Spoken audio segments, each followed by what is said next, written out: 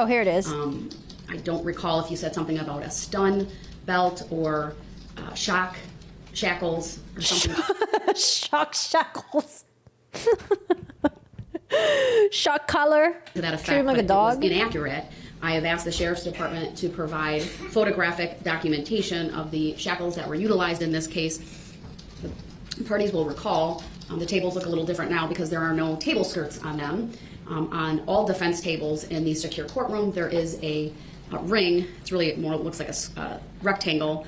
A lot of the ideas of a whole sovereign citizen involves being exempt from the U.S. law. You know what? Just go make your own fucking island. Just go live on your own, okay? Don't be involved in fucking society. Just go off and do your own fucking thing. Goodbye.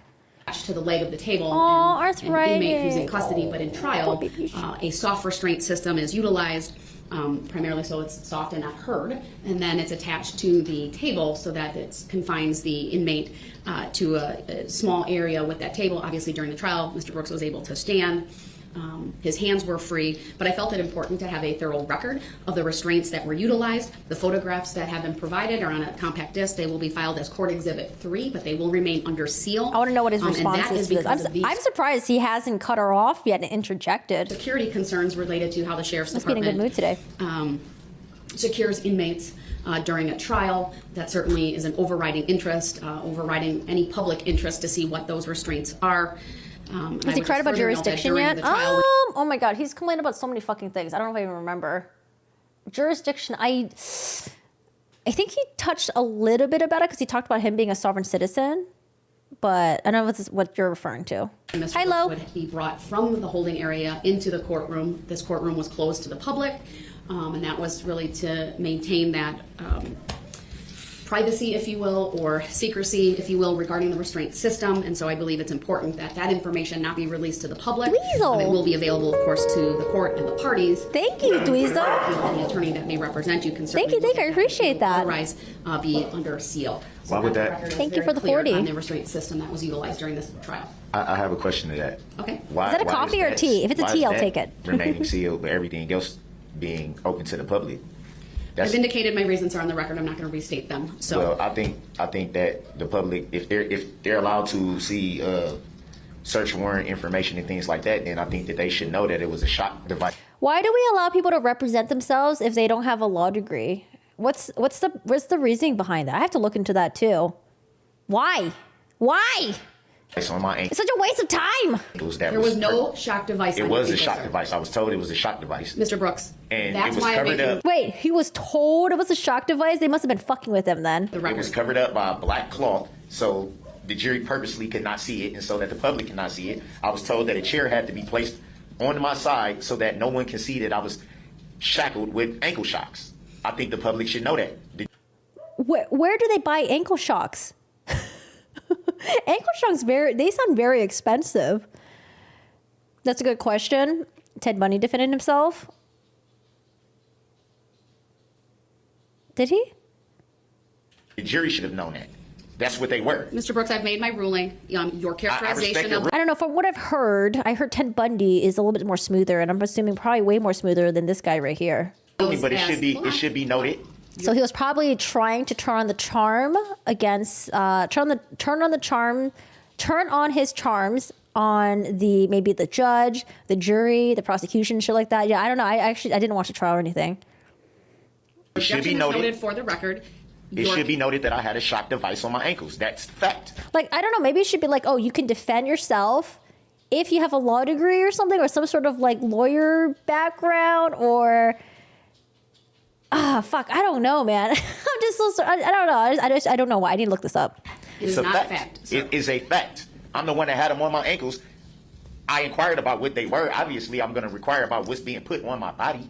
I was told that they were a shock device, which I know how a shock device looks because I've been through this before in Milwaukee, so I know. Wait, what? He says he knows how they look because he's been through this before in Milwaukee. I know what a shock device is. The fuck? It was clearly a shock device that was purposely not shown to the jury or to the public. Purposely not. And then now you're saying that it's going to be sealed. Well, why should it be sealed? The public doesn't deserve. The public deserves to know. You made a record, the and public it's deserves noted. to know about things pertaining to a search warrant, but not the fact. Sorry, I'm too busy Googling some shock shackles right now. I mean, I need to buy some for my mods. I was limited by a shock device? That if I moved the wrong way, I could have got shocked with all this voltage? It's absolutely false that you That have a is shock not device false, on, and sir. you know that it's not false. Well, I have the photograph. Well, show that will be where's part the of the photographs? record, Where's the photographs? and they You will just be said they would be sealed. Why do they need from to be public sealed? view Why for do the they need to reasons be that I've sealed from already the public? indicated. Why do they need to be sealed Mr. from the Brooks, I public? need to move on to scheduling. Can we move on to subject matter jurisdiction that hasn't been proved for the record? All right, so can we move on to that? Mr. Brooks, I really don't want to remove you from the courtroom today, but I need I to don't, move I don't on want to be removed, but you're not. Why is this happening? Oh my Sit here and tell god. me on the record what was on my body when I was told what it was. That's inaccurate, and I refuse. At a Your later Honor, point in time, I Your will Honor, put- I refuse to sit here and let you make an inaccurate record when you know that it was in fact a shock device. That's why I had the black. I know it's a rape, but why? Why? Where did this stem from? Where? I'll do my in research front and of get the back to you table, guys. So it couldn't be shown. That's That's not why I had a wrong. chair sitting on the side of me that was told needs to cover up the fact that I had a shock device on my ankles. And I think it's very, very, very unfair, and it's dishonorable to get on a record and not tell the truth. I'm not trying to dishonor you, Your Honor. I'm not trying to disrespect you. I'm not trying to disrespect your court. I just want the truth to be told. That should not be sealed. If everything else could be open to the public, then the public should know that I had a shock device on my ankles. That was purposely not shown to the jury or to the public. They should know that. All right, thank you, Mr. Brooks. I disagree wholeheartedly with your Well, characterization. it's not true. Mr. Brooks, I This didn't is interrupt. such a waste of time. How much money? How much taxpayer money was? How much of taxpayers' money went into this fucking trial? Holy shit! You please It's not don't true. interrupt me. It's not true. Mr. Brooks, I'm quite sure there's cameras rolling right now because there are always cameras rolling. There's always audio on. Mr. Brooks, I need There's to move on to there's public in the scheduling. courtroom. I had a shock device on my All right, I'm gonna pee really quick while you guys listen to this person. Okay, good luck. I'm gonna go pee in peace. ankles, and they purposely did not want to show that to you guys or to the jury. That's Mr. why I Brooks, can only move I'm advising you. here or here. Mr. That's Brooks, the I'm reason advising why. you. And I always had the chair right here. Everybody that came to this courtroom seen that I had a chair right here, even though I had no counsel.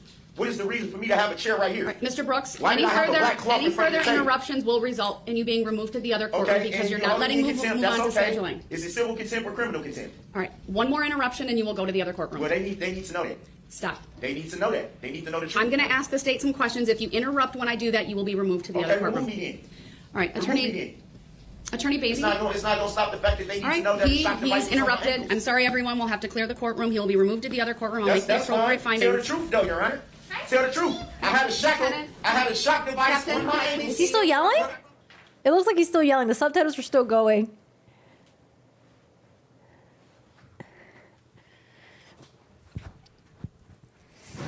He should have been giving a ball gag.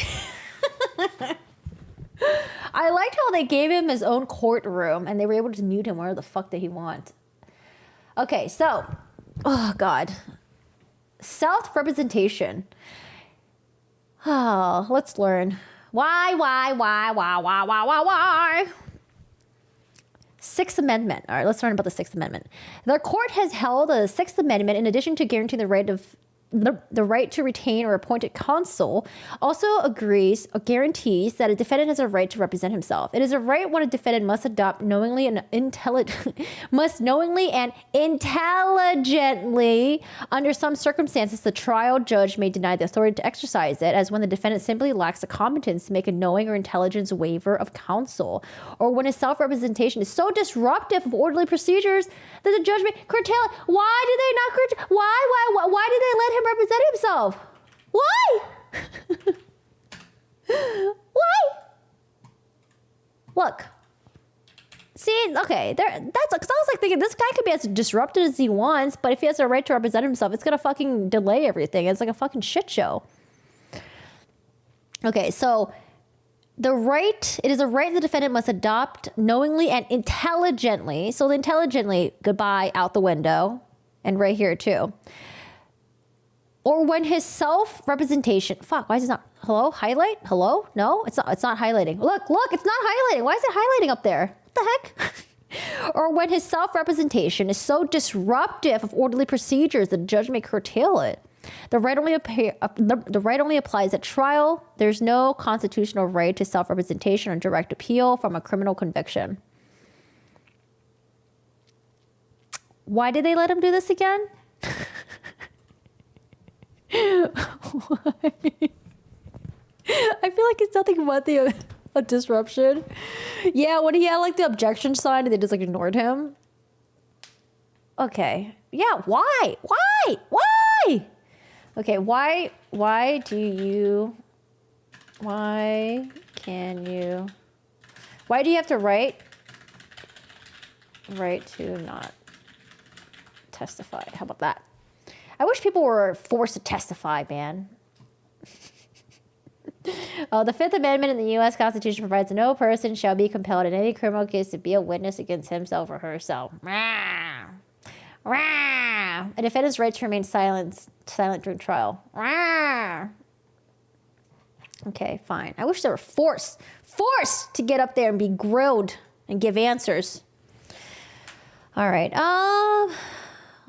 Let's see. All right. Where are we? Judge sets sentencing date for DB. Wow, that was hard to read. Let's see. Where else? Man, I think there's like a lot somewhere up here, right?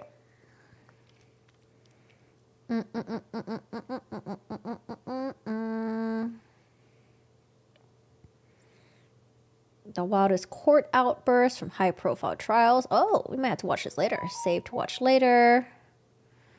5 times judges lost their temper in court. Save to watch later. Those are fun to watch.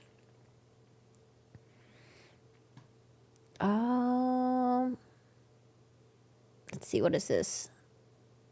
Confesses his name. Wait, I thought. All right, let's try. Court will call State of Wisconsin versus Darrell E. Brooks, case number 21. He has a right to be a dummy. 1848. May I have the appearances, please.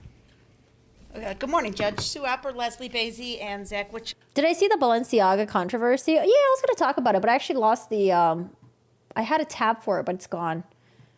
But yeah, really fucking creepy. The photo shoot with the kids and the bears and the what do you call it again? The bears and the shackles, the shocking shackles. Yeah, pretty fucking weird. Show appearing. Rip to all the people who spent so much money on Balenciaga. Oh my God, what are they gonna do with their shoes, their hood? I have a friend who wears like only Balenciaga stuff. I wonder if he's gonna still wear it. What's he gonna do? It's so expensive too. Jesus Christ. Oh yeah, the build a bondage bear. Yep. For the state. Thank you. Good morning, sir.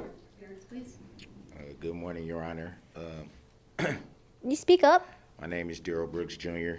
Sorry, I can't hear him. I'm here for this matter by special appearance. It is not my intention to bring any controversy to you, Your Honor, or your court today. I'm wondering how I may settle this matter.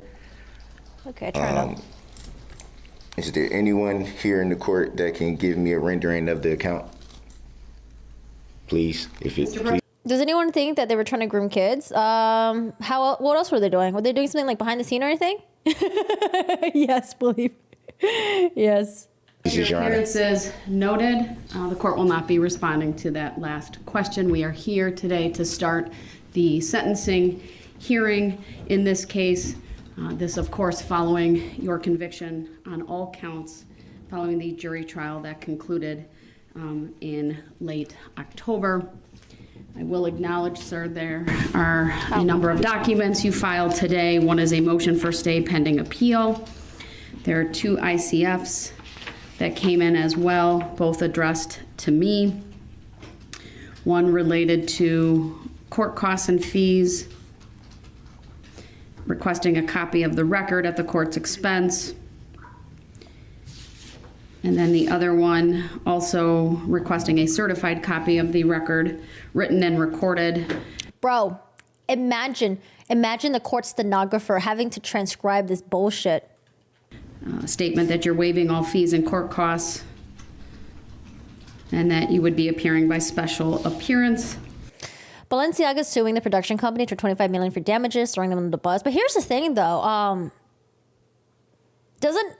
Before any of the marketing campaign stuff, before it goes out, doesn't it have to be approved by, like, I don't know, people in, like, the higher-ups and shit? Or I don't know how it fucking works. Maybe it's just like, okay, do your thing. We trust you. Good reputation, whatever. Like, I don't know. You would think that they would have to, like, approve it before it goes out. Also, the photo shoot is, like, very fucking creepy. It's just, like, kids just, like, standing there. Like, you know when you're on, you guys ever heard of, like, that, where's it again when you get your puppy meal dogs, like Just Puppies or something? You guys ever go to like Just Puppies website where they have like a bunch of dogs and they just have like dogs, just like the puppies just like sitting there like this. His eyes are all like big and glazed, and they have these like weird, colorful like children's blankets and like weird backdrop. Like I don't know, it was like so fucking creepy. Where the kids were just like standing there holding the bear. Like it didn't even look like it looked like a really weird photo shoot. The stenographer just typed. He just did a bunch of bullshit. Yeah, they had to approve it if it goes. That's what I would think, but I don't know. Maybe there'll be some. I mean, there's a lawsuit going on, right? We can get our hands on the court documents on that. The court's not going to take these up initially, sir. My lips are chapped. In order for a court to consider a motion for stay pending appeal, the matter must be finally adjudicated, including the signing of a judgment of conviction. Once that is done, I will schedule. Wait a second. What if Build-A-Bear decides to make Build-A-Bondage Bear? Okay, not funny. All right. Darren Brooks rolls his eyes while victims details. What? Wait. He does roll his eyes. What a fucker. Mr. Brooks, my name is Jason Peckloff, and I'm with the Catholic Community of Waukesha. I was one of the victims you hit with the SUV you were driving on November 21st. What you did to my Catholic community and to the city of Waukesha show that you had no regard for life. What makes it more disappointing that you have shown no remorse for what you have done. While you're sitting in prison, I want you to reflect what you have done. He ain't, man. I don't know, man. He seems like the type of person who just don't give a fuck attitude. Honestly, I don't know. Maybe he'll find God in prison or something and like do like a fucking 180. I don't know. I want you to Bear with shekels. reflect that you nearly took my life. The Daryl. I almost lost the chance to see my wife and kids again. I may have never had the chance to love or hug them again. What is he doing? Is he like praying? Is he like what is going on here? You intentionally harmed my community, whether it was physical or psychological. You stole our innocence that day. Before Jason. that tragedy you created, it was a beautiful day we all experienced and never thought an evil thing like this could ever happen at a parade. My friend, myself, and the Waukesha Catholic community were asking parishioners and their families to participate in this parade. Imagine the guilt we must all bear for the rest of our lives. Oh, the guilt's not on you, though. Because of your actions. I was out of work for about 6 weeks. Then I had to go back part-time because of my sustained injuries. Because of your actions. The multiple lacerations you created leaked out of the bandages and onto my bed, comforter, and sheets. What an awful visual to have. Because of your actions, I could have lost my foot. Thank God my nurse friend was checking on me. Because of your actions, my wife cannot get the images out of her mind of what you have done. You have forever scarred her. Because of your actions, my wife had to hand over my children to our community friends. This guy's not okay. Like, this guy is really, I don't know. Wonder, though, if the death penalty was on the table, let's say Colorado was a state that had the death penalty, do you think he would act differently? Do you think he would act like this? Or do you think he'll be the same? It looks like that's like a hardcore fucking eye roll right there. Look at this fucking freeze frame. Because you know how sometimes like, sometimes when these reporters, sometimes they reach a little bit. It's like, it looks like an eye roll, but it's not. But it looks like pretty fucking hardcore. He's like this, and he like does like this thing, like, I don't know, like spazzing his eye out or something. I don't know, man. Just out of her mind of what you have done. You have forever scarred her. Because of your actions, my wife had to hand That's a fucking eye roll right over there. my children to our community friends to check on my lifeless body. Because of your actions, my children, 4 and 6 at the time, had to go with a grieving friend to find her own child that was in lockdown. Hey. It took a while for them to be reunited. Because of your actions, my children are scared to death when they had to cross the same street you drove down. Wait, quick question.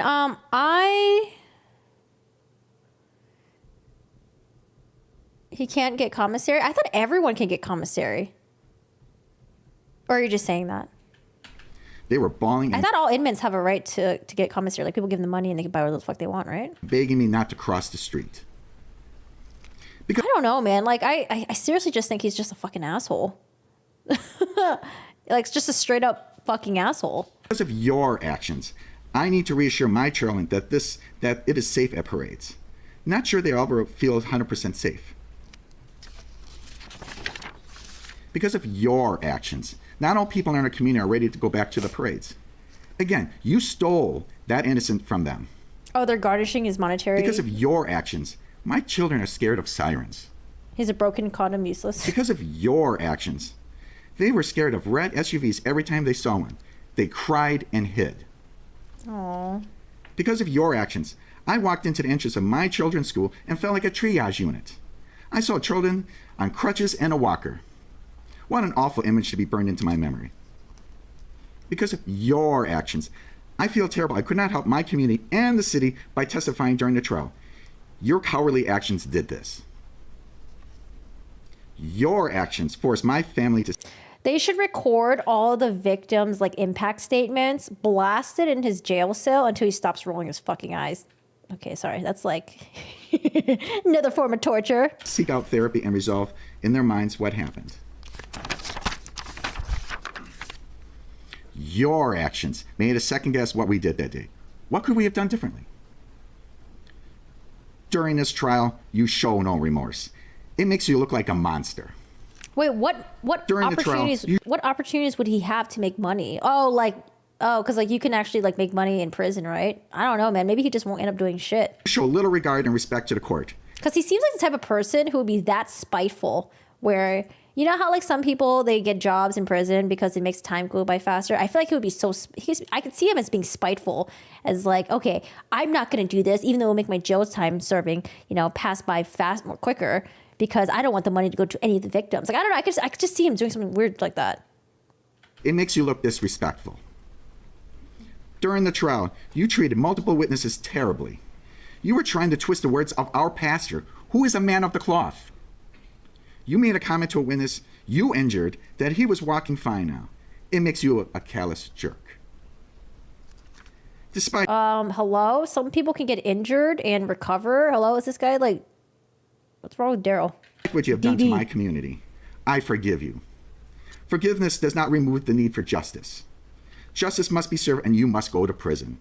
I don't know if he really said that, but if he did say that, like, that just really shows how callous he is. Like, he just really does not give a fuck. He's an asshole. Prayer is that forgiveness will heal your wounds and the wounds for the city. Thank you. Thank you, sir. What is that laugh and chuckle at the end? Ugh. I feel bad for the people that have to go up there and give I mean, I know they want to because, like, it's like some sort of closure for them. But, like, imagine going up there. The dude's rolling his eyes. He's, like, chuckling at the end. Like, I don't know. It's so fucked up.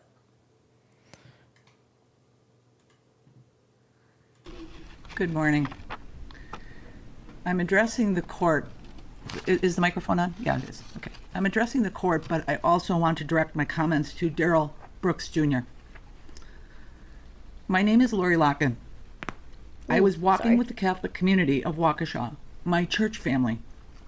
We were celebrating the joy of the season in preparation for the birth of Jesus when you made your decision to drive through the parade route. Maybe the prison bus will actually run him over. Regina, Georgia. It truly amazes me that you deny your accountability for the damage and hurt that you have willfully caused. In the years ahead, I urge you to carefully consider the sorrow and grief of the Waukesha community and the world at large. Ponder the loss of lives within our families, the physical and emotional injuries that may never heal, and the sense of personal safety that you robbed from us. As for me, you never gave me a chance. I turned around and it was only seconds before you hit me square on. I clearly remember feeling the impact. The searing pain of that blow is as clear to me today as it was a year ago. Is he okay? Since then, I'm healing as best as I can from the physical injuries. but you took away my peace and my trust, something that I will never regain. My prayer for you is that you will find your salvation in the midst of this evil. I hope that you will repent for the heartache you have caused so many. Just casually opening the Holy Bible. I too pray that your own personal wounds that you have sustained through your life, which has created so many demons in you, will be healed through this action. Thank you. Oh man, I can't wait for the judge. Because I haven't watched these videos yet. I can't wait to hear when the judge does the sentencing. Holy fucking shit. Fuck this guy.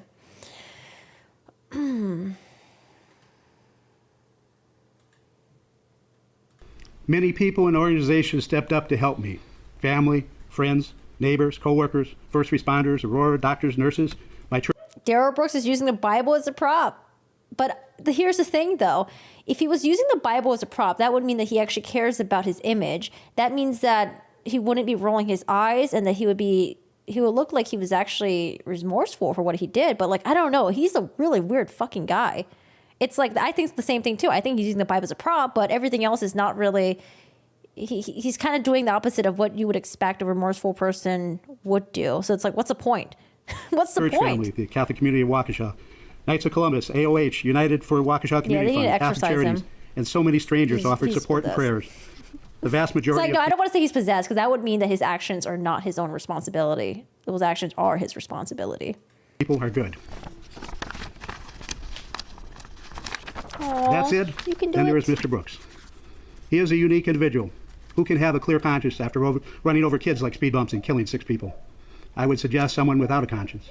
He doesn't ask for forgiveness. He doesn't admit to doing anything wrong. It is never his fault. When he slapped a woman, it was her fault because she made him mad. I believe if he made it home that night with the red SUV, he would have told his mom the damage wasn't his fault. He was in a hurry and people didn't get out of his way. Some crazy, old, fat, gray hair guy body slammed his hood. I didn't watch all the trial, but the parts I saw showed Mr. Brooks had a lack of empathy for his victims or remorse for his actions. The only regrets he seemed to have is that he was caught and the impact on his own life. Free, he would probably not drive through another parade, but chances are someone so self-centered as Mr. Brooks will hurt other people again. The only life he seems to value is his own. Definitely. I don't believe that Mr. Brooks will think about me I don't know or why any of he's shaking his victims head ever. because if you look at his fucking criminal records, he's through and through so many times hurt so many fucking people. The feeling is mutual. I really don't think much about him now, but when the prison door closes on this felon, I won't think about him again. I do hope Mr. Brooks will use the Bible for more than a courtroom prop. He may want to start with the basics that I know his family had taught him, thou shalt not kill, but then he might want to read Galatians chapter 6, verse 7. Your Honor, I hope you give him the time to read and study the Bible. Mr. Brooks did everything he could to try to make the trial a circus. It is not a circus. It's not even about Mr. Brooks. Today, the court will hear what the trial is about, the victims. He made it all about him. He does not care about the ZZ, I victims. will ask the court for a sentence that keeps the defendant. Oh Darryl yeah, Brooks Jr. absolutely, away from absolutely society. marking them.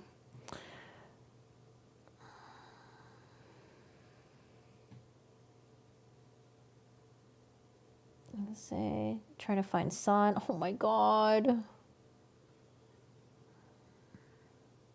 Oh my god, the ones with the mothers losing their kids. Oh my god, so sad. Survivor apologizes to the judge, says he was angry at her. Worthless piece of shit. Judge removes man from court for shouting at Darryl Brooks. Oh.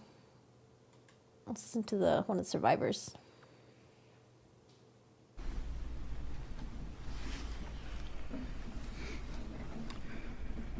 I'm Tyler Pudliner, victim O.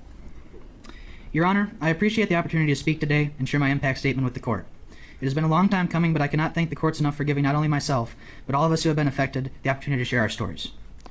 First, I would like to start off with you, Judge Doro. Thank you, Your Honor. We have all been going through these proceedings for almost a year now, and it is almost hard to believe that this is the first time that we've gotten the opportunity to communicate with you directly. I understand now that this is how the process takes place. Now, since the beginning of these proceedings, I've obviously gone through a lot of emotions as having been a victim and survivor in this case. I hate to say it like this, but it seems that for a greater portion of the year, and especially throughout the most recent proceedings, and my mother can confirm this, I've been somewhat angry towards you, Judge Doro. And I would now like to apologize for that. Maybe it's because I either did not understand or did not want to become aware of how lengthy the process was. There have been multiple occasions where I have gotten very mad or annoyed due to your rulings that either didn't go the prosecution's way or that I personally felt shouldn't have been made. Obviously, there were also multiple occasions where these disruptions that would continuously be made by the defendant would take up way too much time and cause way too many delays throughout the trial portion of these proceedings. It would stress all of us out more than we should have ever been, to say the least. I would keep asking my mother, other families involved, the prosecution, and victim witness teams, why can't Judge Doro do more to stop the disruptions? Why did she let that one testimony go on for way longer than it should have? But in all thanks to those amazing people sitting behind me, I was able to get the clarification and understanding that I need to calm down and help me understand that we were making steps forward in the process. And that we were going to finally arrive at the finish line as winners. That's why I wanted to start off by thanking you first today, Judge Doro. I'm very glad that we have finally arrived at this point in the process where I can say that you did an amazing job throughout the entire process. Wait, okay, actually, hold on. I do want to read this because the judge in the Daryl DB Jr. case,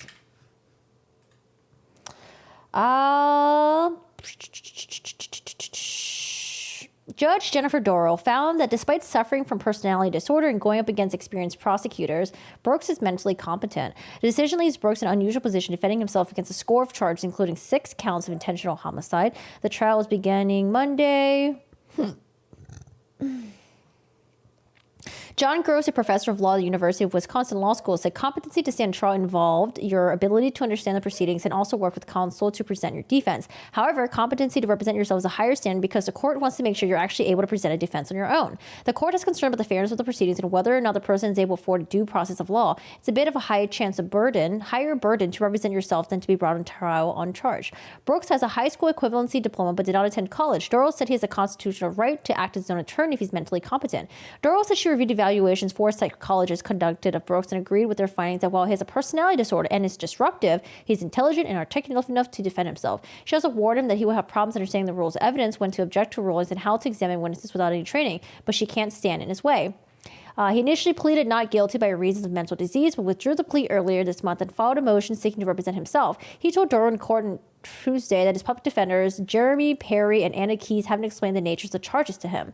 Doro questioned repeatedly about whether he understood what he was doing, to which Brooks insisted that he was aware but didn't understand. Doro grew frustrated with him that she adjourned the hearing and continued on Wednesday. The real challenge for him is the fact that the judge is going to treat him as she treated another attorney. Simply put, ignorance of the law or procedure is not something Brooks can fall back on. He's not going to have a lawyer beside him, and at least not at this point, based on the judge's decision to appoint standby counsel. But because he was so disruptive, I don't know. I'm just confused why he's allowed to continue to represent himself. Like, he was really fucking disruptive. Super confused. You have not only shown myself, or just the court, but an entire nation and world. The mullet, hi Crosby. For that matter, that you conducted these proceedings with the utmost respect and decorum to all of the parties involved. Lastly, Your Honor, I want to acknowledge your sainthood. Your devotion to this trial can never be matched. What's his your reason fair for rulings, appeal? passion for this case, and kindness to everyone counsel? is more than everyone could have asked for, and for that, I again thank you. You have truly become like a mother and a true hero of this community, and for that, we appreciate you, Judge Doro. I would also like to thank this amazing prosecution team. Sue, Leslie, Zach, Tom, Christy, and Ryan. Yeah, I can see that. You guys have been the glue that has held us together throughout this entire process over the past year. You've all taken extra time out of your day to stay late and either be able to answer all of our questions or just talk and reassure us that even though with all those sleepless nights and countless hours of delay, we would be okay. I can confidently say that I don't think there could have been a better team put together to represent us as the plaintiffs in this matter. Just like Judge Doro, all of you have shown the passion, blood, sweat, and tears and extraordinary effort that has been poured into this case to give us the justice that many have desired and deserve. Consider yourselves true heroes to this community as well. I would also like to highlight Jen and her extraordinary team at Victim Witness Assistance. Again, a group of truly amazing people that I can't say enough words about to describe their amazing work. If we needed a shoulder to cry on, they were there. If we needed to make that late-night phone call to get the answers we desired, they answered. We can truly not thank you guys enough for all your hard work and unmeasurable amount of effort that you gave us during this case to our families. And you cannot forget about personally my favorite employee in the entire courthouse, Pepper. You know how they say a dog is a man's best friend? Well, Pepper is an entire community's best friend. I personally, and I'm sure that I could speak for all of us when I say this, could not be more thankful for all the donations that have been made, or have made Pepper possible. Jen and her staff have done an amazing job keeping her in line while she did what any dog does best. Gives us so much unconditional love that for a split second, you feel like all the problems are gone. Once again, I cannot thank everyone who represents... Is he just mad because the victims are getting attention right now and not him? Is that what it is? Is that why he's rolling his effing eyes? ...us as the state of Wisconsin. You guys did one hell of a job throughout this process and have truly become a special part of this group. Finally, I want to take the time to describe how the events that occurred on November 21st, 2021 affected my family and myself.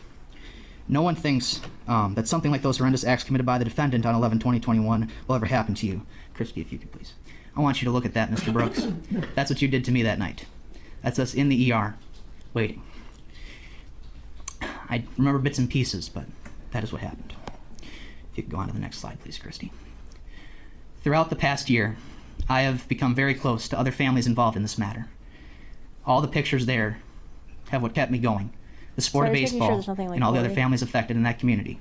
I've gained more little brothers than I can say, and an entire new baseball team to live out the rest of this life with. Next slide, please. I've also met so many new friends post 11/20/21. A new grandmother to add to such a wonderful family, another new brother in that instance, that have just helped me get through everything. And it's kept us stronger through the whole process. Next slide, please, Christy. I've also gotten to become closer to other groups that were affected. Last Saturday, I marched with the Milwaukee Dancing Grannies in their Christmas parade. Oh, Milwaukee Dancing Grannies. Sorry. Coming together with other groups like this is something that has, again, shown that we are very strong. We are stronger than the defendant, and we are an entire community that has shown that strength. These memories are what have kept us going and will forever keep us going in this process. Hey, Jamils, Next what's slide, up? please, Christy. As I stated before, baseball is a sport that has specifically kept me going. Wrestling is another love. I've gotten to meet some very cool wrestlers, Braun Strowman to name a few, and Ric Flair. A race car driver, a local race car driver that I pit for at Slinger Speedway, has basically been another grandfather throughout this entire process. He spent every day with us at the hospital for the week I was hospitalized, except Thanksgiving. I've gained another brother who's pictured there at that wrestling event. Oh, he's intrigued. Another part of my truly amazing and big family that I've gained out of this. Christian Yelich, a Brewer, and my favorite player and now manager of the Brewers Trade Council. Go to the next slide, please. Finally, this right here, this is me and my buddy Eric. We were both affected that day.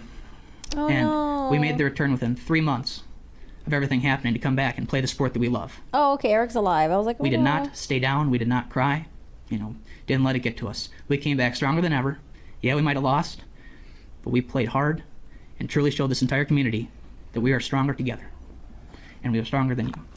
I just want to also address one more thing to Mr. Brooks. Bitch. These are 2 quotes that have gotten me through this entire process. You can mark it down in your Bible if you want for this one. It's Romans 12:21. Do not be overcome by evil, but overcome evil with good. The second one, also to go with his grandmother's statement, I picked it up from the book and movie The Shack, written by William P. Young. The quote is, "Forgiveness in no way requires that you trust the one you forgive. Forgiveness is not about forgetting. It is about letting go of another person's throat." And I do want to acknowledge that I am letting go of your throat, Mr. Brooks, but I have not forgiven you. That's a nice quote. Thank you, Your Honor, for the chance to speak today. Thank you to both of you. Aww. Oh, he's like clapping. It's clapping. I guess he liked that one. Oh, let's see. Worthless piece of shit. Oh, I want to hear this. Did we get to hear it?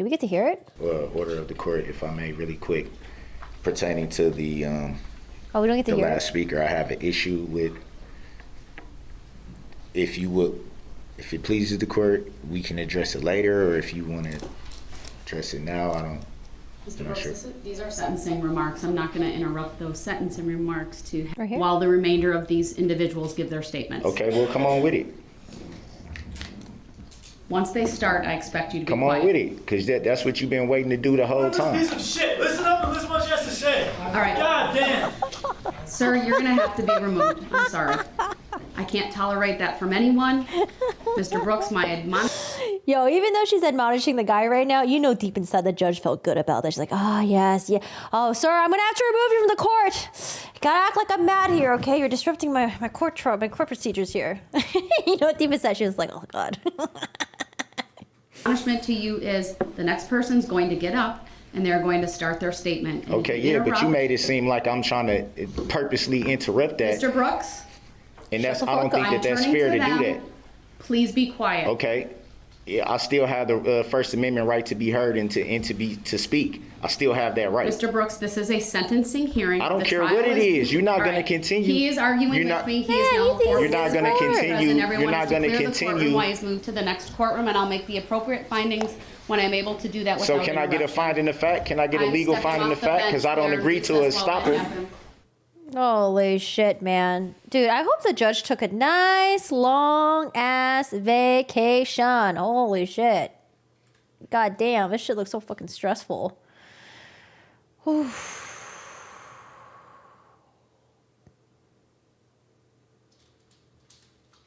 Where are we? Okay, right around here. All right, let's listen to a couple of these. Damn. On November 21st, you killed my mother. And in this courtroom, I watched you run her down and her broken body slide across the concrete. This woman loved and she was loved. You ran her down like she was nothing. And since that day, you have shown no remorse. You've offered no explanation for your atrocities. It offends me that you're sitting here breathing while she is not. You are a monster. You deserve contempt and death. Sadly, with no death penalty in this state, I can only hope they lock you away someplace so deep the rats chew on your fingers at night. As for me, this will never be over until the day I'm pissing on your grave. I think it would be fair to say that for your crimes, even God hates you. If you could just tell me, go ahead. Yeah, for the record, Your Honor, that was the. I hope he felt better after that, and I hope he really does fucking heal. I don't know. That's like it's really hard to move on. Like I said, like especially when the guy that did this is acting like this in court. Like fuck, man, that's like a type of hurt that's like really hard to, I don't know, like get over. I guess, you know. Jesus Christ. Fuck this guy. Victim 2. B. If I could first thank the court, you, Your Honor, and your staff for getting us here today. I don't know how you did. You kept this under 4 weeks, and this is all going to be wrapped up, before the first anniversary, and that means a lot. So I thank you for that. And if I could thank everybody at the prosecution table, our real-life Avengers. I mean, you guys did everything you could for us, and I'm forever grateful. Thank you. And I couldn't not thank Jen Dunn and her staff. I mean, she took all of us, supported us, made us into a family, and without them, I don't think I could have gotten through this trial. And Mr. Brooks, I hope as I read my statement, you continue to roll your eyes. I hope you continue to laugh and just show how bored and unmoved you are by all of this, because I think that's important. It's important for the world to see that evil can be a tangible, living, breathing Oh man, thing. so they can see that. I think it's important for the world to see what human. I was hoping. Well, I know the people reading it would be able to see it, but I wasn't sure if the people behind him would know that he was doing that. But it's possible that the people that already gave their victim impact statements relate to the others. Like, hey, when I was up there, this motherfucker like rolled his eyes and like laughed and shit. Like, just be prepared. Like, that's what you're gonna have to deal with when you're up there. Shit. Rot looks like. And to all the survivors, every time he puts his hand on that empty cavity where his heart should be, I hope you all smile, and I hope you take solace in the fact that today is our day. Today is for us. Today is so we can take our handful of dirt, throw it on his grave, and move on. Because that's what we all need, and that's what we deserve. My name is Chris Owen, and I am the plaintiff. I'm here on behalf of another plaintiff, my mother, Leanna Joy Owen. Lee Owen was a mother, a grandmother, a best friend, an apartment manager, and a dancing granny. The reason none of the witnesses saw her in this courtroom is because she was executed by a child-killing sex offender. And we are both injured parties. My whole family is an injured party. To my kids, Lee Owen was Nanny. And Nanny spoiled her grandkids every chance she got. On every birthday, she would call and sing happy birthday to their voicemail so they could hear it the first thing in the morning. She went on a tour of my son's summer camp. She danced in the same parades as my youngest daughter. She wanted my oldest daughter to use her car to learn how to drive so she could teach her like she taught me. And all of that has been ripped away. But the defendant's conscience is clear. To my dad, Lee Owen was the love of his life. They met when she was 16, and he taught her how to drive. From that point on, they stayed in each other's lives. And even though they divorced, she was still his best friend. They spent a lot of time together, and she was the only one who could get him out of the house. Yeah, no Now one. my dad has nightmares of her. If this guy was ever in a jail cell with this dude, oh man, he's done for. Body flying through the air It's gonna and be ripped to shattering shreds. against concrete. But Mr. Brooks' conscience is clear. To my brother and I, Lee Owen was our mother. A mother who, even when she was struggling, was always there for us. She was supportive of us. She always told us how proud she was of us. Growing up, all my friends and my brother's friends knew they were welcomed at our house. When they were in trouble, having problems at home, or just had to get away, she always let them stay as long as they needed to. And for years, every time I came home from the Marine Corps, she got all those same friends together so I could see everybody and spend time with them. She was the one that made sure everyone got their Christmas list out on time. She made the best eggnog I ever had. And she made my grandma's mac and cheese whenever we were together. She recently renewed her passport so she could visit my wife and I in Turkey and travel the world with us. She also couldn't wait to visit Machu Picchu with my brother. It was her dream trip. Out of all the places in the world, get to go. that was the one place she had to visit before she died. And now the best we can do is lay her ashes there. But Darrell Brooks' conscience is clear. And I believe him. Out of everything he said in this courtroom, I believe that is the one truth he told. I mean, how else could he make a witness look at each of his battered friends that he ran over and ask, how do you know who this is? Throughout her life, Lee Owen was a hardworking woman. That's why when she found herself on hard times, she was able to overcome them. Even though it took years, she dug herself out of a deep financial hole so she could live the life she wanted, the life she deserved. And she was in the middle of doing just that on the evening of November 21st, 2021. And I know this is corny and cliche to say, but Lee Owen wasn't 71 years old. She was 71 years young. She was one of the most active people I knew. She just didn't have it in her to sit still. She always had to be moving or doing something, and this often involved people. She was very social and loved being around those she cared about, and people loved her back. She had a knack for making you feel good about yourself, without even trying, because she always found the good in people. Even when it was to her detriment, it never dissuaded her from helping people any way she could, without judgment, without demand for repayment or feeling she was owed anything. She did it because she knew it was the right thing to do, and it made her feel good. She accepted people for who they were and made people feel good about themselves. That is what the world lost, and you have the audacity to tell this court that your conscience is clear. I'm sorry, Mr. Brooks. There's not a human with a soul on this planet who could snuff that light out, who could steal Lee Owen from this world and have a clear conscience. And that is why you hear the term monster. That is why you hear the term demon. You know, I saw you that day. It was just after you ran over the Catholics. I saw you hanging out of the window, looking back with a smile of satisfaction on your face, laughing at an inside joke that at the time I didn't get, the punchline escaping me. I didn't get it when my mom didn't respond to my texts. I didn't get it when she didn't answer my phone calls. I didn't get it the first couple hours my brother spent looking for her. Wait, he saw I didn't get you? it until my wife sent me a video of you running over children in the parade. That's when I got the punchline. And it hit me like your red SUV, Mr. Brooks. I saw pure, unrepentant evil in your face that day, and it disgusts me that you are allowed to exist. And I know the answer to the question that everyone keeps asking. I know why you did this. You did this simply because you were not in a cage. That is what I find mind-boggling. And how dare anyone say the system failed him? The system failed every one of us whose only mistake was to bring their families in the vicinity of Mr. Brooks. That poor excuse for a man should not have been on the streets. That is a failure, period. Nice. But enough about him, because today is not about him.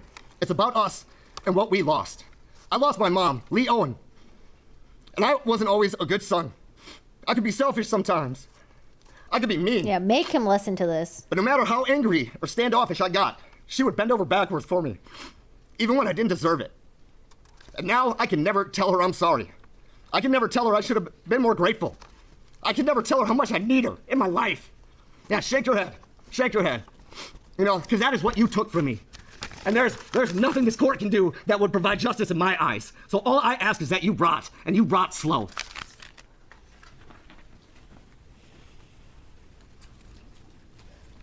So crazy. He's acting like listening to all this is just a huge inconvenience for him. He's like, why am I listening to this? Why? What's the point of this?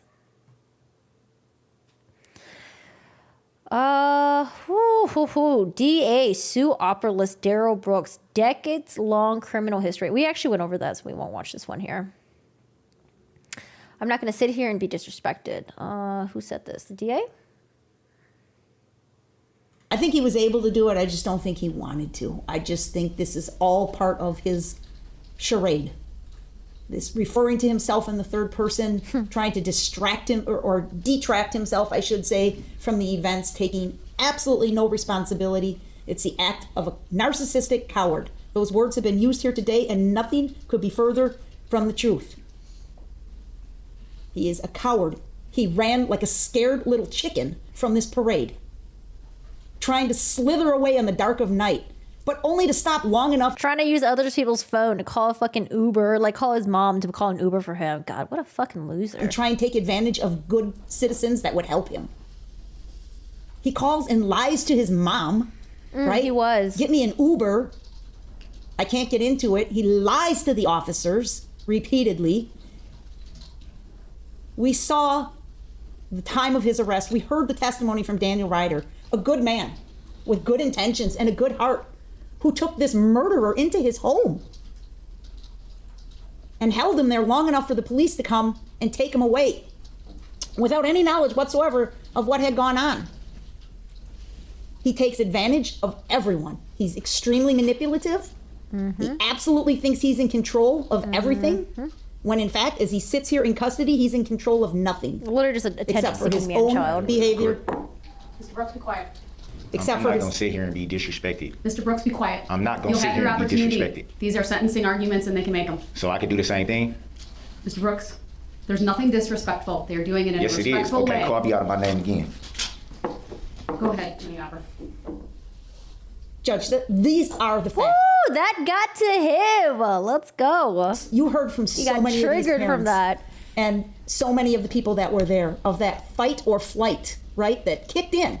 Coward, chicken. All right, just keep repeating those. Piss him off. Piss him off. Fuck that guy. See, Christian urges your books repent from his sins, which we know he's not going to. Truly come to Jesus.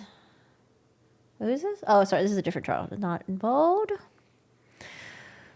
Oh, Dara Brooks' mom. Dara Brooks' grandma. Did you guys watch the mom and the grandma thing? I know the mom got fried by, God, I forgot. Someone like fried her. Oh fuck, I forgot where. I don't know if it was like Law and Crime or something.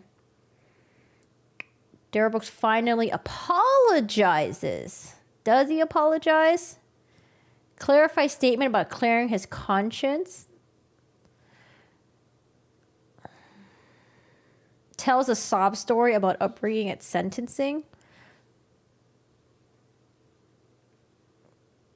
Says it was not an attack. Keep up the bad work, tells his haters. Like, I don't know if I even want to like fucking listen to him, to be honest. I don't believe you're that bright, Darrell Brooks says of DA, who put him away. Yeah, I don't know. I'm a human being, not a monster. He attempts to humanize himself. I don't know, man. A little too late for that. What's his angle here?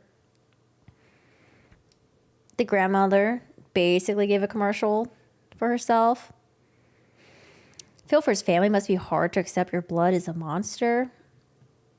Mom is an enabler. Did you see his box fort? The box fort he built as he acted a fool? No, Aaron, I did not.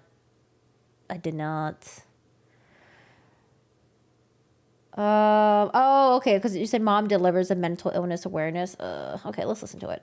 Let's see where it goes. I'm going to speed it up, though. Is this your mom? Like, super speed it up. All right, so I can see Dawn Woods on the Zoom. Ms. Woods, can you hear me? Yes, ma'am, I can hear you. All right, thank you. I know you have your She's camera at on. 1.5. You're unmuted. There are two other individuals on the Zoom. They currently have their cameras off. I believe they're both muted. I would just simply ask that we take one person in turn. You are on the Zoom. It is viewable in the courtroom. I want to acknowledge. All right, and then if that is Edwards, if you could please talk. Yes, and I've read it. Reform. I would like to read after my statement, if that's permissible. Okay, thank you. Thank you. Mental illness affects everyone. It destroys lives, families, and hurts society. For far too long, it's been a dirty little secret in families that no one wants to talk about. Mental illness is the elephant in the room that so many pretend it's not there. People who suffer from it are often shunned by families and friends, rejected by society, and made fun of, the subject of bad jokes, ridiculed, and judged on YouTube, podcasts, Facebook, and other media posts, used in campaign ads, disrespected, stripped of their dignity. No one cares. No one sees their pain. Okay, so this is her angle. She's saying that her son has a mental illness and that he's being made fun of on YouTube and all that shit. Okay, your son is just a fucking asshole. What do you say about all the other people who do have mental illnesses, but they don't go running people over at a fucking, holiday parade, or like slapping people or killing people, or like, Or hears their cries and pleas for help. They are the forgotten ones, and viewed by many of not having a place in society. Sorry, I'm just going straight to the spoilers. It is I'm no just fault of going their to the own that they have transcripts. become ill and began to change from the person we all knew. Once viewed as fun, loving, and kind, are now the outcasts of society. Like I'm sure this is a decent speech, but probably not a speech to advocate for your son. Maybe a speech to just so people can be more aware about mental illness and how it affects them and stuff like that. Maybe, but not for her son. All right, then she reads a poem. Okay. All right. The grandmother blames bipolar disorder. Let's listen a little bit. If you want to take her camera. Good afternoon. And I should say for the record that obviously Dawn Woods was the first speaker, and I have Mary Edwards. If you can let me know who's next to you, please. Oh, there's no one next to me at the moment. Thank you. Okay. Are we good to go? I need to know who's in the room with you because I saw them. That's my husband. Okay. Okay. He's not in the room at the moment. Well, all right. That's okay. He's not here. I just wanted to know I Is saw the problem with him being here? No, he can be there since I know who it is. We'll just. All right. It's my husband is here. Will he be speaking or just you? No. Oh, good. Okay. For the grandmother of the West. I am the grandmother of Daryl Edward Brooks Jr. And I asked to be here today for two reasons. First of all, from the bottom of my heart, I want to offer my sincere apologies to those who have been hurt so badly by what has happened here, this tragedy that has been caused by my grandson. I want to also apologize to the family of the little boy. I understand their name is Sparks. And to all of those whose lives have been damaged by this overwhelming tragedy. As a minister of the gospel of Jesus Christ, I want to give the family and those who've been hurt so badly the scripture, "Blessed are those who mourn, for they shall be comforted." And I say this, please know that it's my prayer that my grandson will sincerely and humbly apologize and ask all of you and God for forgiveness for this horrible, terrible deed. Some of you have said that you will never forgive him. Please do not be like the man who drank the poison and hoped his enemy would die. Unforgiveness is a terrible disease, just like mental illness is. I understand what she's saying, but I don't know if this is the right time to be saying this. I think it's just like she's negating what the victims are allowed to feel. They felt disrespected the entire time during trial. They felt disrespected while giving their victim impact statement. Okay? It's like, I don't know. It just seems like an inappropriate time to be saying this, I guess. Daryl's mother has lost a son. I've lost a grandson. Daryl's children have lost a father. And Daryl has lost his mind and his life in the outside world. Daryl's behavior, including his voice, should get the attention of the powers that be, both near and far. Daryl has suffered from bipolar since the age of 12. And it was that disorder that caused him to drive through that crowd. It is my prayer that he will be treated for this illness and managed in a facility that addresses mental health concerns. We must start with a younger generation. Finally, I'm 80 years old, and I've been an ordained minister for the gospel of Jesus Christ for 47 of these 80 years. Do we just like nowadays just blame everything on mental health and not like have people take accountability for their actions? If you look at my background, you will see that God has used my life to bring about positive change in multitudes of residents in the city of Detroit and beyond. I share this information not to boast. That is not my intention, but rather to let you know that I care about people and their well-being. I've spent more than half of my life helping what the Bible calls the least of these, aka society's rejects. Since this tragedy, I have become a mental health coach. This will help me better understand this horrible disease, which has plagued my family for generations. Presently, there is a church in Detroit that is planning to establish a mental health clinic on the east side of Detroit. Without hesitation. Also, I want to interject. I agree with her that to not forgive is more poison for yourself, and then you end up, possibly hurting yourself more in the long run, and maybe mentally it's not good for you. But they don't need to hear it from Daryl Brooks' grandmother. Okay, let them deal with that in their own time, in their own terms, in their own way. They don't need to hear that from you. I'm just so sorry. I will support this effort and do everything I can to help those struggling with mental illness.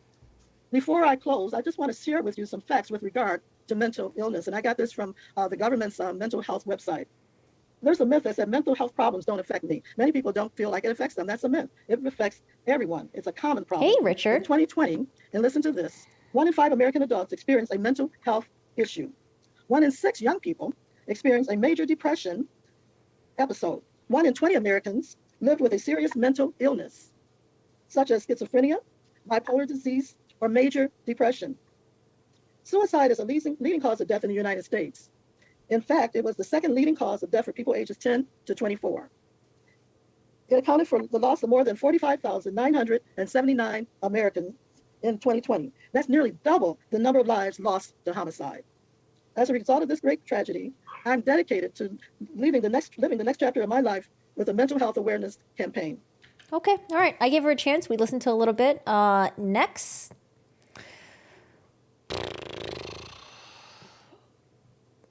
It says he finally apologizes, but I don't know. I'm a little skeptical. Let's see.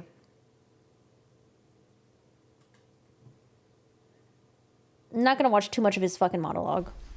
I want each and every victim in this incident, family members, those who lost loved ones, those who are still healing. I want you to know that no matter how you felt during this year, no matter how you felt yesterday, I want everyone to know, also the community of Waukesha, I want you to know that not only am I sorry for what happened, I'm sorry that you could not see what's truly in my heart, that you cannot see the remorse that I have, that you cannot listen to all the phone calls that I've made to my family, that you cannot hear all the prayers that I've said in my cell, that you cannot count all the tears that I've dropped in this year. How could they see that based on all the actions in the courtroom? Your actions. And here's another thing, guys. Sorry means nothing, okay? I'm sorry. Like, it just doesn't mean much. Here's the thing. When someone says they're sorry, who fucking cares they're sorry? It's their actions that have to back it up. Because anyone could just be like, oh, I'm sorry, and then think, okay, that's it. I'm sorry, that's it, move on. No, it's their fucking actions need to back up whether or not they're sorry or not. He had his chance in trial. He had his chance throughout to show that he's been remorseful and he actually feels sorry for what he's done and all that shit. But no, he didn't really do that, you know? Not just the combative part, but what really was a sealer was when he was rolling his fucking eyes and laughing and, you know, not giving a shit about the victims when they're giving their victim impact statement because it wasn't about him. Now that the cameras are on him, now that everyone has to fucking listen to him, it's like a fucking, I don't know, it's like turning into like, he's like a fucking actor or something. Like, honestly, it doesn't matter. Sorry doesn't matter. You had your chance in court to show how remorseful you are.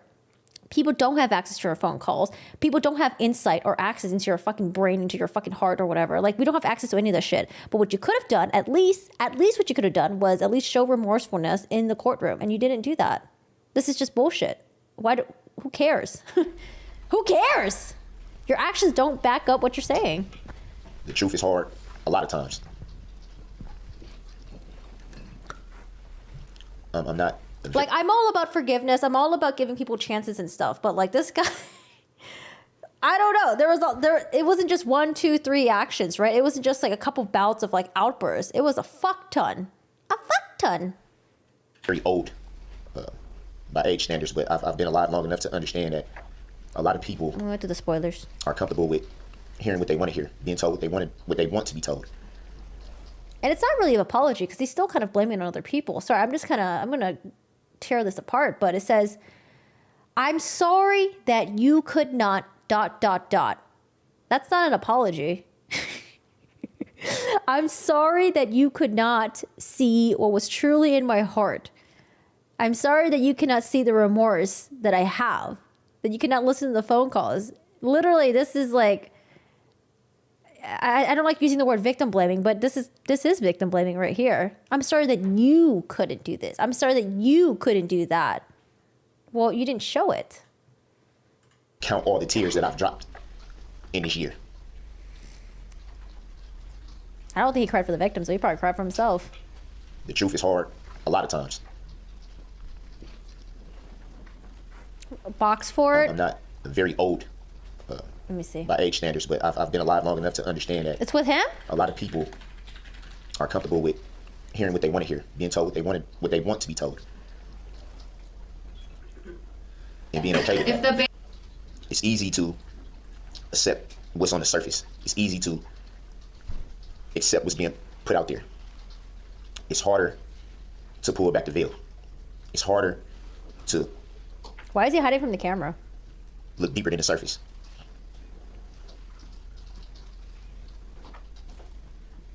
And regardless to the truth, I understand that there are many people that would never forgive what happened.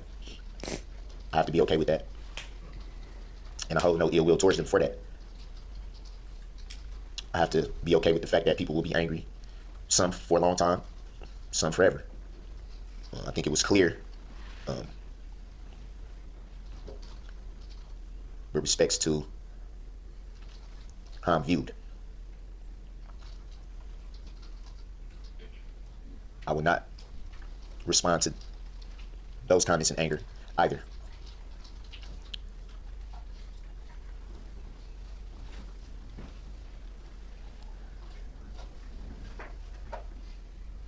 I want to also say that it is not me that can take any pain away. Yo, honestly though, if I didn't see any of the prior videos of this and I just saw only this, I'd be like, oh, that guy actually looks remorseful. If I didn't see any of the prior videos, this could have fooled me. Dude, this guy's a master manipulator. This is how he's like manipulated his way through life. He fucks up and he gives a huge fucking sorry afterwards. A heartfelt fucking sorry. The mom probably fell for it. The grandmother fell for it. Maybe friends and other family members fell for it. Holy shit. Master manipulator. Replace what was lost. Give back joy, happiness. There's so many other things that was lost that day. No. I think his acting skills are way better than hers. Hers was just complete trash. I'm not just hating on her just because I'm hating on her, but clear like he's more convincing than she is. I think all that comes with belief in Christ. I believe that all that comes with time. It's a process. Yeah, I would say he's definitely more convincing. Damn. Master manipulator. Okay, we're not going to listen too much. Courtroom claps. Ooh. Hold on, he blows up. Damn, hold on a second. Judge shuts down Brooks' claim of mental illness as a reason for murder. Wait, he actually... Hold on. So he gives this, like, heartfelt speech, and then he... Oh, I do want to read about the internet haters, though. Let's see. This is being live streamed. I believe even in other countries. I've gotten some mail from Germany, Belgium. A lot of it hate mail. Which doesn't... I stopped reading it months ago. So it doesn't really affect me. It's relevant. I do want to say something to... but you bring it up, though. If it doesn't really affect you, why would you bring it up? Everybody watching, as far as those who take the time, spend the energy and money to write and spew hate, not just against myself, but my family, my children.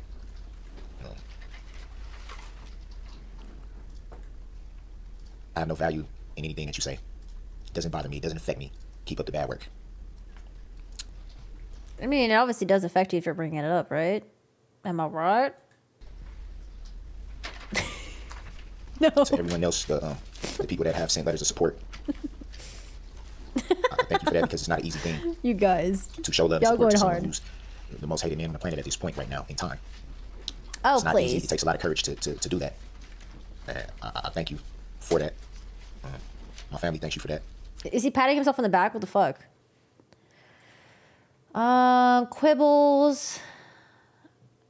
Quibbles about time served after judge interrupts endless rants. Mr. Brooks, this is my time. Judge kicks out Derek Brooks at sentencing. The witnesses related to Ms. Patterson, we heard from Corey Runkle, we heard from Erica Patterson herself. My impression, based upon Erica Patterson's testimony, who, by the way, she showed grace and dignity facing you, the man who clearly has no regard for her as a mother of one of your children, as someone you had a domestic partnership with and relationship with at one point. That's not true. We know... That's not true? And I would say this goes to your character. What was shown through that altercation... What's not true about what she said? Following her, slapping her. You know, the rules don't matter to you, not the rules of the road, not the rules established by court orders, not the rules even of decorum and decency. And I'll get to this more fully when I talk about your character. And I know you went hard at Attorney Opper for her bringing these things up, but those are legitimate, lawful sentencing considerations. And when I get to that point, I'll tell you the case law that supports that. Your character, even your pending cases. I don't need no case law. Because you don't understand it, that's why. We know at the time of all of this, right, you were out on bond for 2 felony cases, one involving a handgun, one involving the same vehicle in Erica Patterson, and one involving ultimately intimidation of Ms. Patterson. We know that on November 20th... I'm so glad that she doesn't have to deal with her abuser about anymore. this. Wait, actually, fuck, unless... Oh, I don't know. This gets... It's tough because they have a kid together. Fuck, what would you do? just cut all ties with him until the kid just turns 18. If the kid wants to have connections with him, then it's up to the kid or something. Fuck, I don't know. It's weird. Yeah, I would cut all ties with him. Fuck this guy. And when the kid turns 18, if he wants to reach out to his dad, then you can fucking do it if you want. Told you where she was. She invited you out there. And that you had contact with her on the 20th. There was some physical. Mr. Brooks, this is my time. You need to not interrupt. He does care. Mr. Brooks. He does care. Literally a fucking child. That's why he started whining and complaining and arguing out when the prosecutor called him a chicken, a coward. You need to stop. Said specifically, wrote you, Your Honor, and said that they know it was no incident that day. Mr. And Brooks, now you want to sit up here. Do not interrupt me or you will be removed to the other courtroom. It was on video, though. Stop. And try to add something in that you know for a fact never even happened. You want to sit up here and talk about every who has time. grace and all this. You talking about someone with 5 kids that don't have custody. You need to stop None right of them. now or you will be removed. Remove me then. All right, he will be removed. He cannot simply stay I don't quiet consent when this to being court talks. sentenced anyway. I don't consent to this, just like I told you. I don't know the. He'll be in recess until he's I don't moved even to the other understand courtroom. the true nature and cause. God, truly a fucking man-child. All right, mental illness is reasoning. I wanted this before or after it was kicked out. There is no doubt that in our criminal justice system today, we face a crisis of the mentally ill intersecting in our courts. In the last year and a half alone, this court has ordered many competency evaluations, presided over a number of contested competency hearings, and ordered many, many evaluations for the special plea of not guilty by reason of mental disease or defect. And the bottom line is, for this court, Mr. Brooks does not present as a person who is either not competent or not guilty by reason of mental disease or defect. What's It is the tattoo frankly on his neck? heartbreaking to see those individuals who truly suffer from schizophrenia, for example, intersect in our criminal justice system. Sometimes they do unspeakable things. They hurt other people. I'm thinking of one such gentleman who was so schizophrenic and out of control. He couldn't even be kept in the courtroom. He was too loud. He clearly, if you've ever been in the room with someone who is suffering from auditory or visual hallucinations, it is not something you easily forget. It makes an impression, even on someone like myself who's not an MD or a doctorate level psychologist. I've been in the room with an individual who was, when I did defense work, and he was accused of killing someone near and dear to him. It's a very, very different presentation. It's heartbreaking. Than this It's heart-wrenching. man-child. Do the mentally ill sometimes commit atrocious crimes? They do. This is not one of those situations. We've heard Mr. Brooks's family talk about mental illness and bipolar. It says loser. In addition, and before I get to that, I've also had, over my 11 years on the bench, of coming face to face with evil on occasion. There are many times, good people do bad things, but there are times when evil people do bad things. There is no medication or treatment for a heart that is bent on evil. Child trauma, bipolar, indifference, physical abuse of a child, or even childhood trauma did not cause Darrell Brooks to commit the acts for which he will be sentenced here today. It is very clear to this court that he understands the difference between right and wrong, and that he simply chooses to ignore his conscience. He is fueled by anger and rage. He thinks he's above it. Some people, unfortunately, choose a path of evil. And I think, Mr. Brooks, you are one of those such persons. As a mom, my heart breaks. Think of how many fucking shit that he's done in the past, and he's still walking free. So he clearly does not give a fuck. He really thinks that he was just above the law, and he would be able to manipulate his way out of it. Your family, for your mom, and for your grandmother. The son that she raised, the grandson that your grandmother knew, the hopes and dreams they had for your life, they're gone.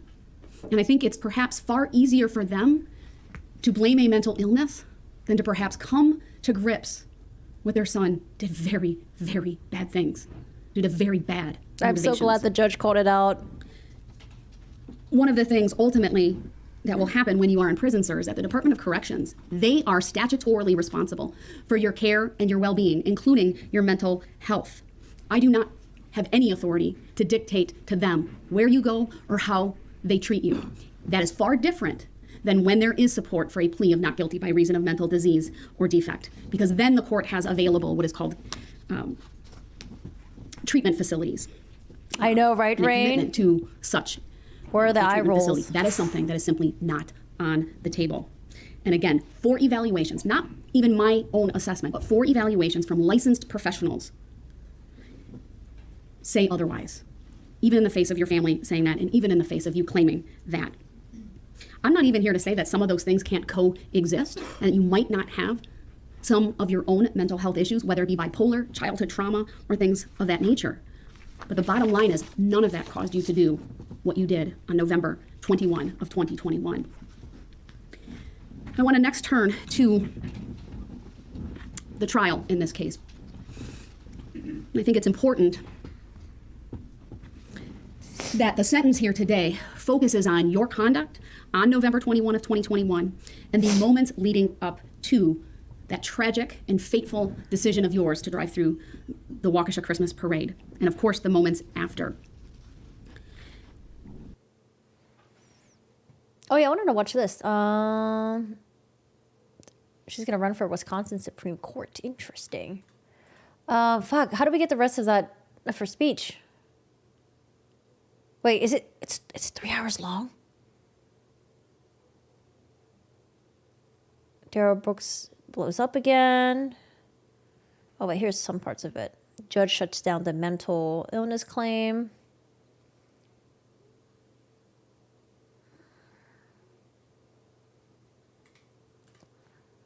Logical understanding for Mr. Brooks, other than he's in the middle of a parade and he can see them. Anyone driving a vehicle would see what's ahead. And we know from this map, right, what was ahead of him. I actually haven't seen any video footages of the testimony. Parade stuff. Many police vehicles at these intersections with their lights flashing. He's mentally not There's ill. no doubt in my mind that Mr. Brooks would understand a parade was going on. You can turn off my monitor, thank you. We also know it was not yet dark. Dusk. This was from the battalion chief, who talked about when he arrived after that first alert at 4:39, it was not yet dark, it was dusk. I think that aids to the visibility that Mr. Brooks would have seen all of these people. This is not under cover of night. It's, of course, downtown Waukesha. We saw city lights and many of the street lights I'm referring to in many of the videos as well that would have been on or coming on.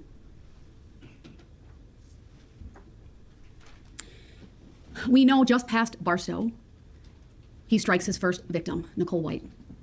She was with Remax Services with the hot air balloon.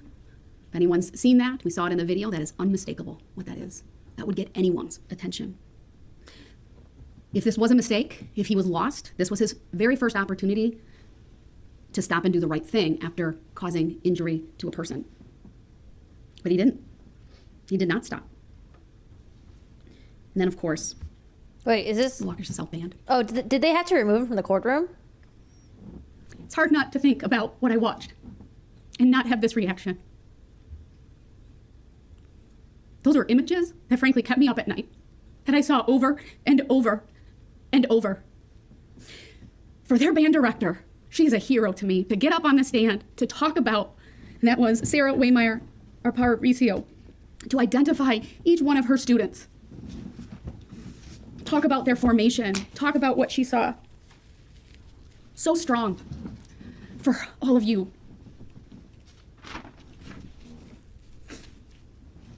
Mr. Brooks had another opportunity to stop.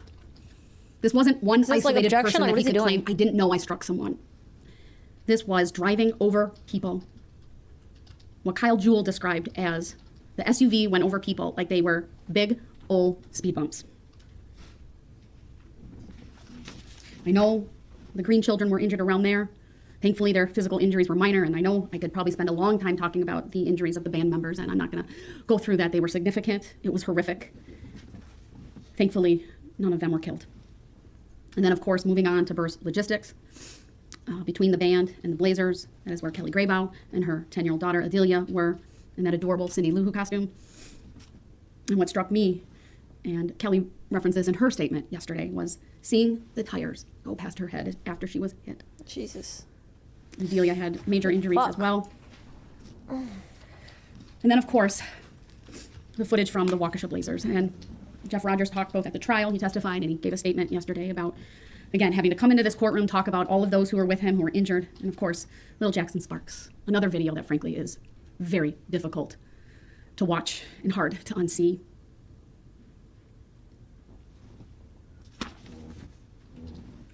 You heard not only Jeff, but Josh Craner talk about what happened, and Josh, of course, being struck.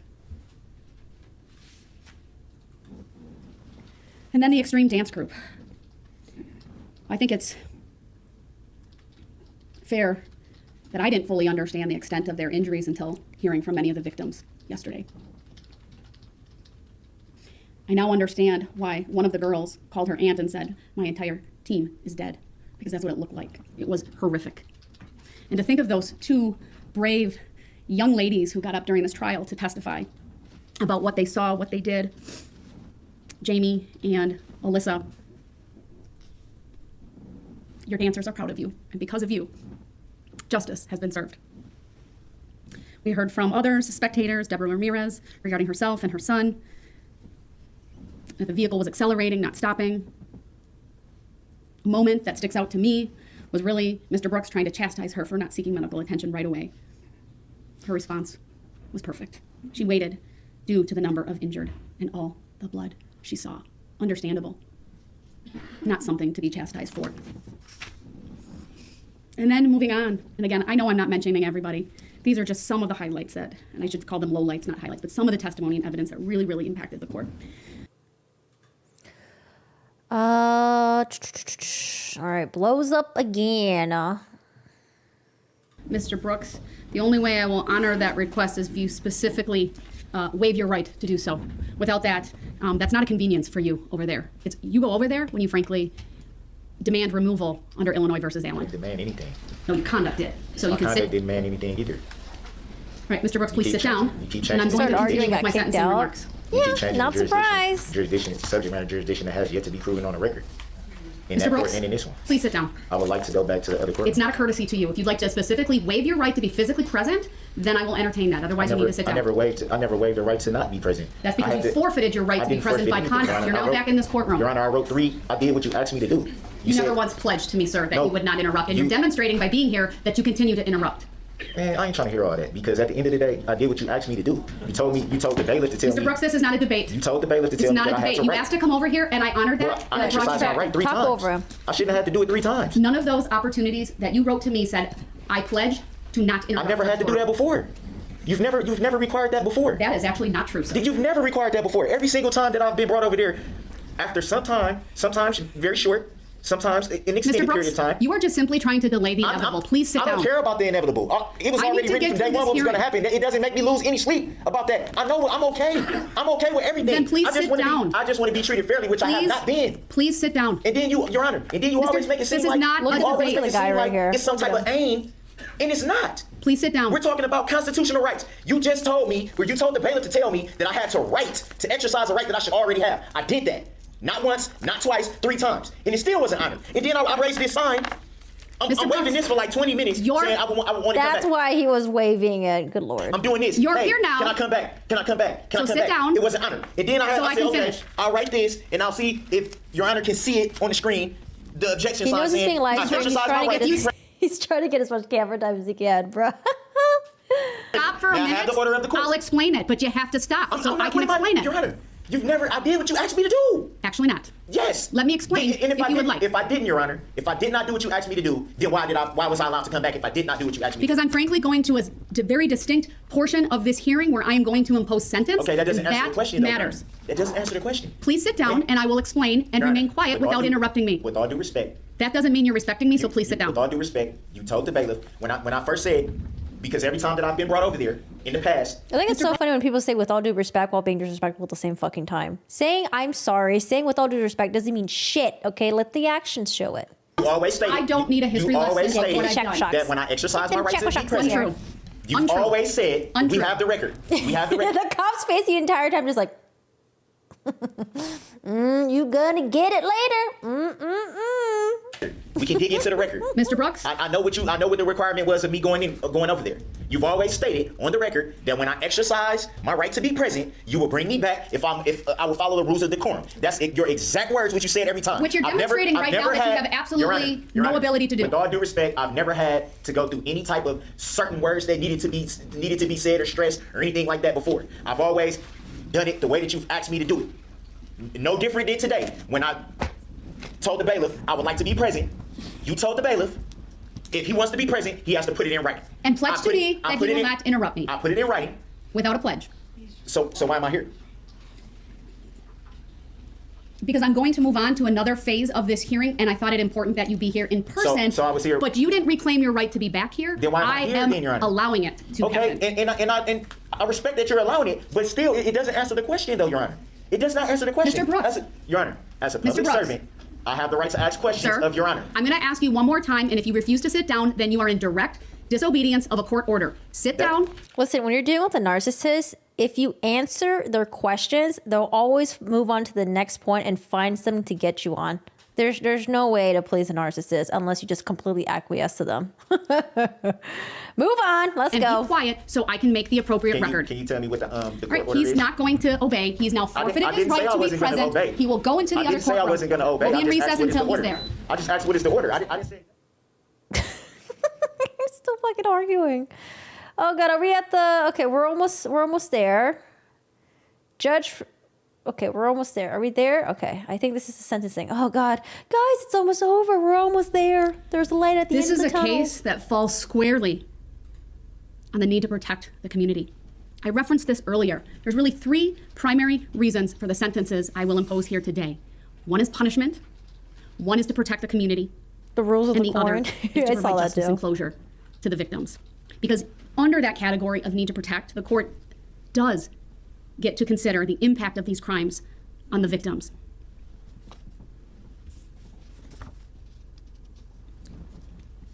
I went through at length in reviewing all of those victim impact statements. I certainly didn't go through every single one, just highlighting some of them, but doing so with purpose. Because it is very clear to this court that Mr. Brooks has caused carnage, mayhem. It has resulted in many people suffering from PTSD, from mental and emotional trauma that will take a lifetime to recover from, and for some, perhaps, if at all. Yeah, I hope they get access like free therapy for this. Do You they? have taken Do you away guys know from these anything about individuals that? future memories. They will never have birthdays with the 6 individuals who were killed. There will be no weddings. There will be no graduations. There will be none of the milestones that these families were looking forward to, whether it be for an innocent 8-year-old or an innocent 79-year-old. Frankly, Mr. Brooks, no one is safe from you. This community can only be safe if you are behind bars for the rest of your life. The actions of Darrell Brooks demand punishment.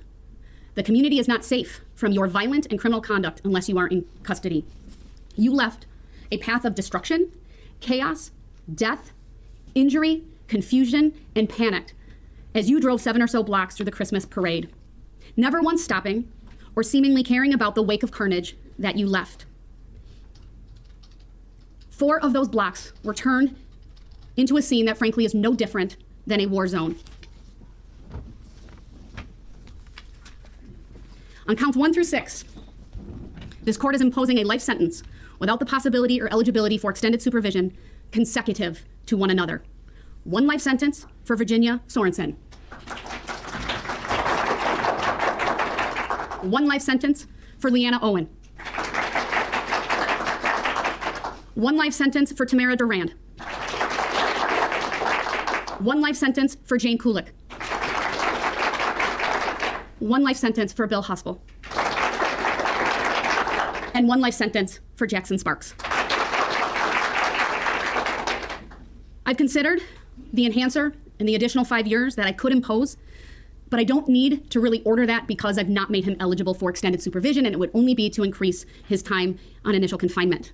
But make no mistake, Mr. Brooks, you use that vehicle as a battering ram, no different than, frankly, a firearm. On counts 7 through 67, these are 61 counts of first-degree recklessly endangering safety. These charges alone and these convictions without the enhancer carry a maximum of 12.5 years. Because of the enhancer, a total of 17.5 years. And under Wisconsin law, the 5 years is added to the initial term of confinement. So what could be 7.5 years is a maximum of 12.5 years. And I'd ask that everyone no longer show any reaction to the sentence so I can get through this. On counts 7 through 67, on each count, I will impose a total sentence of 17.5 years. 12.5 years of initial confinement, plus 5 years of extended supervision, consecutive to any other sentence that I've imposed here today. That is 762.5 years of initial confinement and 305 years of extended supervision on top of the life sentences that I've imposed. On counts 68 through 73, which are the 6 counts of hit and run resulting in death. These are 25-year felonies each. The court will do the following. On count 68, a 25-year total sentence, 15 years of initial confinement, 10 years of extended supervision. This will be concurrent to count 1. Count 69, the same sentence, 25 years total, 15 years of initial confinement, 10 years of extended supervision, concurrent to count 2. Did I say that the right way, the first one? Okay. Count 68 is concurrent to count 1. Count 69 is concurrent to count 2. Count 70, 25 years total, 15 years of initial confinement, 10 years of extended supervision, concurrent to count 3. Count 71, 25 years total, 15 years of initial confinement, 10 years of extended supervision, concurrent to count 4. Count 72, 25-year total, 15 years of initial confinement, 10 years of extended supervision, concurrent to count 5. And on count 73, a 25-year total sentence, 15 years of initial confinement, 10 years of extended supervision. I'm surprised that he's not being disruptive right now. On count 74 and 75, the 2 felony counts of bail jumping, the court is ordering a 6-year sentence total on each count, 3 years of initial confinement, 3 years of extended supervision, consecutive to all other counts, but concurrent with one another. No way. WD says he filed a notice of appeal the other day, which I knew he was going to do that, but is requesting a public defender now. Not least, the maximum sentence for the battery to Erica Patterson, 9 months consecutive to any other sentence. To order anything other than what I have done, sir, would be to unduly depreciate the seriousness of these offenses. It is needed, although largely symbolic, given the number of years that I have imposed here today, because frankly, you deserve it. I know it's symbolic, but it needs to hold you accountable in a very real and tangible way. For all of these sentences that I have imposed, I will order the following conditions. No contact with the victims as identified in the amended victim key. Where did you see that? No contact of any kind with Erica Patterson. You are to pay restitution in the amount of $47,193.29 to EMC Insurance Company, that's on behalf of the Waukesha School District, and $124,220.65 to the Crime Victim Compensation Program. I'm ordering DNA surcharges on all counts. On counts 1 through 75, it's $250. On count 76, it's $200. Those are mandatory under the law. I'm also imposing the domestic abuse surcharge on count 76 of $100. I'm also imposing all state or court costs on all counts, although my primary emphasis is that restitution be paid before costs, surcharges, and fees. I will order that restitution, costs, and fees be paid out of prison money. In other words, that all financial obligations shall be collected pursuant to statutory provisions as requested by the state. That's frankly a standard, it's customary, but it will be in the judgment of conviction. And then pursuant to 949.165, I'll find that it is appropriate for this court to order an escrow account under 949.165 for payment of restitution, costs, fees, surcharges, and even for costs associated with prior legal representation or future representation under the statute. Mr. Brooks has been convicted of a number of serious crimes for which this section is appropriate. I will order 360 days credit as to count 1 and count 68. Only, all other counts, 0 days credit because of the consecutive nature of these sentences. Dude, and I think it finally hit him. A year too late. I think it finally fucking hit him. Holy shit. No outburst or anything. He fucking took it. No eye rolling.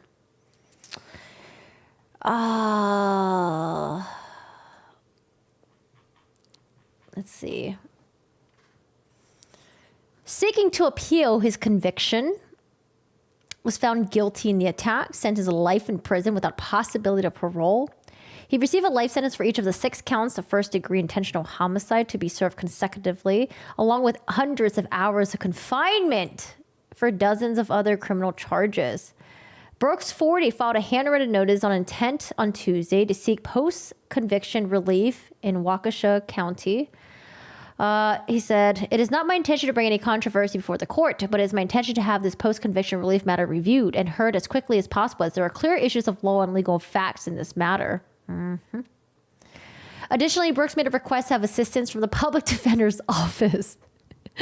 He had represented himself during the trial, was temporarily removed multiple times by the judge for disrupting court proceedings. The court record shows a notice of intent to seek post-conviction relief was sent to the state public defender. Brooks needed to initiate appeal within 20 days of the sentencing, starting with the filing the notice of intent to pursue post-conviction relief. The appeal process could take months. Jesus. God, what a waste of fucking time. A jury found Brooks guilty on all 76 counts. Damn, that's fucking hilarious. So what, did he finally acknowledge that he's not smart enough to defend himself and he has no fucking skills? and he just got like fucking steamrolled because how stupid he was. That's hilarious.